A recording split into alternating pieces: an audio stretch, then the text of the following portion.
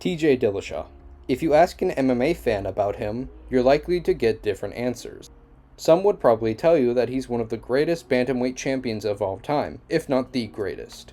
Others will tell you that he's a cheat and a bully who disgraced his legacy because of his 2019 suspension. This video isn't about who's right on their belief, but instead on the early life and career of the man himself. Now before we start, this video won't cover everything about TJ's fights, but I will try to give as much necessary detail as I can. Born on February 7th, 1986 in Sonora, California, Tyler Jeffrey Dillashaw was the son of Hal and Janice Dillashaw. He wasn't the only one in the house though, as he grew up with brothers Justin and Casey Dillashaw. He and his family would later move to Angels Camp, California, a rather small city of about under 4,000 people. The city is an hour away from Stockton, where the Diaz brothers grew up. You can even search it up and see pictures of them hanging out with a young Dillashaw. TJ went to Bret Hart High School, which, as of 2023 to 2024 school year, had a total of 556 students. Rather small school, but that didn't stop TJ in his pursuit of wrestling. By junior year, he was ranked 5th in the California Interscholastic Federations at 45-7. By his senior, he placed 2nd with a 170-33 record. This high school career would be rewarded with a full-ride scholarship to wrestle at Cal State University Fullerton. In his freshman year, Dillashaw had an overall record of 14-16. After a summer trip to Ukraine, however, his wrestling would get better, as his sophomore overall record was 17-14. He also placed 6th in the University Greco Wrestling Champs in Akron, Ohio. Dillashaw had an impressive college career by being a 3-time NCAA D1 national qualifier at CSUF. He graduated in 2009 with a bachelor's degree in kinesiology, which is the study of movement. It makes sense for his career. At CSUF, Mark Munoz was a UFC middleweight fighter while coaching for the school. He was able to convince Dillashaw to join the Rain Training Center. After a year and a half, Munoz told Dillashaw to go from RTC to Team Alpha Male in Sacramento, California. With Team Alpha, Dillashaw went 2-0 in his amateur career before he decided to go pro. TJ made his professional MMA debut on March 10, 2010. He fought against another debuter, Svar Sklavos. By utilizing his wrestling experience, he would go on to win by unanimous decision. He would win his next 2 fights by submission via rear naked choke. In his 4th fight, he would get his first knockout win against Taylor McCorriston. And just letting you know, Dillashaw had these 4 fights in 7 months. In 2011, Dillashaw joined The Ultimate Fighter, where he would be the 2nd pick by Team Bisping. He faced off against Matt Jaggers in the elimination round, winning by technical knockout.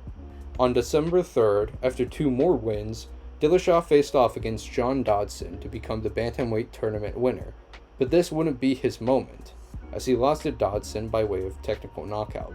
Thankfully, he was still able to fight in the UFC. Just 2 months after the Ultimate Fighter finale, Dillashaw would have his 2nd UFC fight at the first UFC on Fuel TV. He'd face off against Walel Watson as the 2nd fight on the main card. He'd dominate the fight to a smooth UD win, which was seen by over 200,000 people. Dillashaw would fight again against Von Lee on the 4th UFC Fuel card. This fight would again be watched by over 200,000 people. These 2 wins would earn Dillashaw a spot in his first ever pay-per-view, UFC 158. But he wasn't fighting on the main card, instead on the prelim card, which, at the time, could be seen for free on Facebook and YouTube, so that's good news. TJ went back to fight on TV, but not on Fuel TV, which was now called Fox Sports 2. He'd be featured on the FX prelim card against Hugo Viana. He'd win this fight by TKO, which was a good thing, because this fight would be watched by 1 million people, a significant boost from his last few fights. TJ found his way back onto the main cards on UFC Fight Night 29, facing off against Rafael Assunção.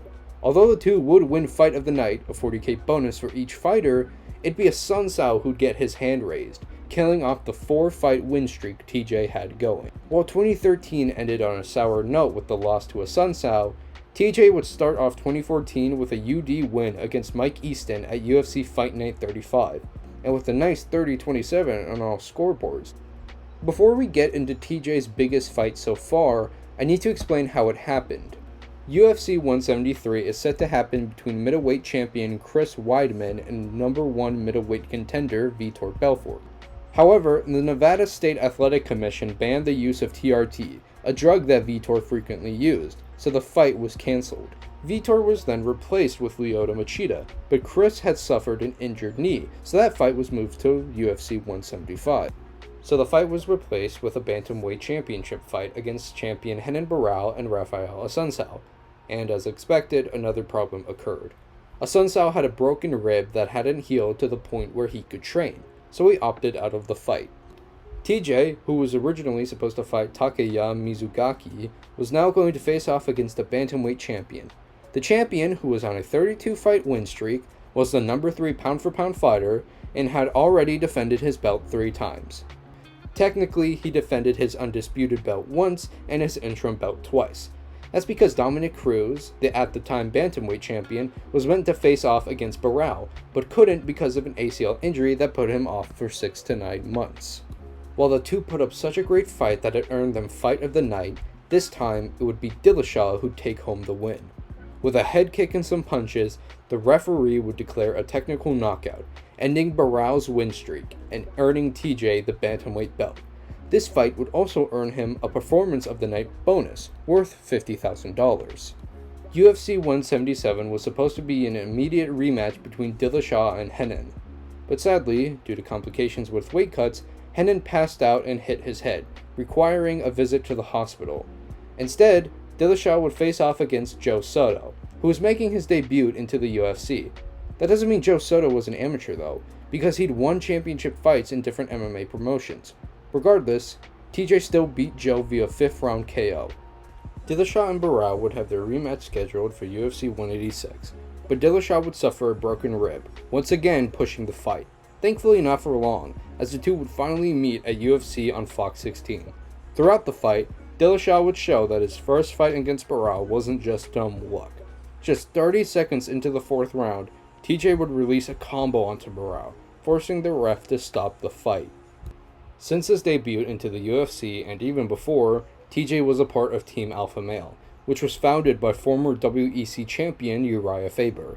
In 2012, retired MMA veteran Duane Ludwig would become the team's head coach. That was until after UFC 173, where Duane would make the decision to leave the team and move to Denver, Colorado to form his own team, Bang Muay Thai. This is important because a few months after his rematch with Barão, Dillashaw would make the decision to leave Team Alpha and make his way to Denver to continue his coaching under Ludwig. Now, as the bantamweight champion and on his second 4-fight win streak, TJ was basically on top of the world in terms of the MMA community. His next defense was against Dominic Cruz, who'd been stripped of the belt back in 2014. Cruz was a big thing, especially at Team Alpha Male. When the UFC and WEC merged, Cruz, at the time WEC bantamweight champion, defended his belt one last time before becoming the inaugural UFC bantamweight champ. His first defense was against Uriah Faber, who had beaten Cruz at WEC 26. Despite a close fight, Cruz defeated Faber, defending his belt and avenging his only loss. Now put yourself in TJ's perspective. He was trained by his longtime mentor, Faber, who he probably couldn't beat. Now he's about to fight Cruz, the guy that had already beaten his mentor. But you know TJ, that's not going to stop him. He'd beaten a guy who was on a 32-fight win streak. If he could beat Barão, then he could beat Cruz. The two would meet at Fight Night 81. The reason for it not being on pay-per-view was because the two already had previous pay-per-view headliners cancelled, so the UFC didn't want to risk this happening again. Despite a hard fight that earned both fighters fight of the night, it'd be Cruz who come out on top with a split decision win. Now, of course, it's reasonable to be demotivated from losing your bout, but for TJ, this was nothing. It would be in July when our main man would come back with a rematch against Rafael at the Grand UFC 200. Almost grand if you ignore the problems it had. TJ would leave the event with a decision win over his opponent, avenging his loss from before. At UFC 207, TJ faced off against John Lineker in a bantamweight bout. not catch weight. Lineker made weight this time. And I'm not being mean when I say this. The guy missed weight 5 times before this one. TJ won the fight, as usual, by decision. The fight after this was Dominic Cruz, who was still champion, against rising star Cody Garbrandt. Cruz lost against Cody by way of split decision. This was important to mention because Cody was a part of Team Alpha Male, where he and TJ used to be training together. TJ will return to The Ultimate Fighter, but not as a fighter. Alongside Cody Garbrandt, he would coach fighters who were in previous seasons. This is why this season of TUF was called Redemption. After the season had wrapped up, TJ and Cody were meant to meet up at UFC 213, but the bout had to be cancelled due to Cody suffering a back injury. It would be at UFC 217 where TJ would get his second title shot against the superstar Cody Garbrandt. Near the end of the first round, Cody would knock down TJ, worrying his fans. This worry would dissipate when TJ would knock Cody down with a head kick. The second knockdown from TJ would be from a rock-hard right hook, followed by a flurry of punches, resulting in TJ winning by way of technical knockout. Now with the belt back on his waist, it looked like there was nothing stopping TJ, except for medical suspension, making sure they don't hurt their brains too badly. After the suspension ended, TJ would have a rematch with Cody at UFC 227. This fight wouldn't last as long, since TJ would win in the first round by KO. After this win, the UFC set up TJ to fight against flyweight champion Henry Cejudo. In every other case, super fights would typically have the lighter champion go up a weight class and fight the champion at their weight class. But TJ wanted to become the 5th ever simultaneous double champ, so he opted to go down a weight class instead. If TJ decided to fight at bantamweight and won the fight, then it would have just been a simple title defense. So instead, he decided to cut down to flyweight and fight for Henry's bout. But that's where an issue comes into play. When he wasn't cutting weight, TJ walked around at 155 pounds. So now not only does he have to cut 20 pounds to make bantamweight, but he also has to cut another 10 pounds to make flyweight. Obviously this wasn't going to be easy, as TJ was taking multiple supplements to keep his body going. It must have been a relief to know that he made the weight. Dillashaw and Cejudo were supposed to fight each other at UFC 233, but the UFC had signed a deal with ESPN to broadcast their fights on ESPN+, with their inaugural event being a week before the pay-per-view. So Dillashaw and Cejudo were moved up a week, and because of a lack of high-profile bouts, UFC 233 had to be cancelled. This was the 3rd time in UFC history that a pay-per-view had to be cancelled. The fight would start, and soon after, Cejudo would knock TJ down. What followed was 10 seconds of uninterrupted punches until the ref stopped the fight. That's right, Dillashaw was beaten in just 30 seconds. Now this was the most likely outcome, since TJ looked like thin skin and bones when he weighed in. But the biggest things came after the fight. In March 2019, TJ relinquished his title after USADA and NY SAC found something after the Cejudo bout. It was reported that both groups had suspended TJ for a year. This left him suspended until January 2021. The reason for his suspension was because the man had tested positive for EPOs. TJ had liquid waste hotter than straight out the smoker ribs. While TJ says he took it to help himself drop weight, EPOs are commonly used by athletes to simulate the red blood cell production. The more red blood cells equals more oxygen that can be delivered to your muscles. The best part about taking EPOs? It can't be tracked by normal drug testing means. And so it'd be a long time until we see TJ in the cage again. So while we wait for TJ's suspension to end, allow me to talk about how he was outside of the cage. When TJ left Team Alpha, it was later revealed that the reason for leaving was because he had several disagreements with his teammates. This includes PED usage and being accused of injuring teammates on multiple occasions during training. One of these occasions included the winner of The Ultimate Fighter, Chris Holdsworth. Allegedly, Chris, who was 6-0 at the time, was forced to retire at the age of 27.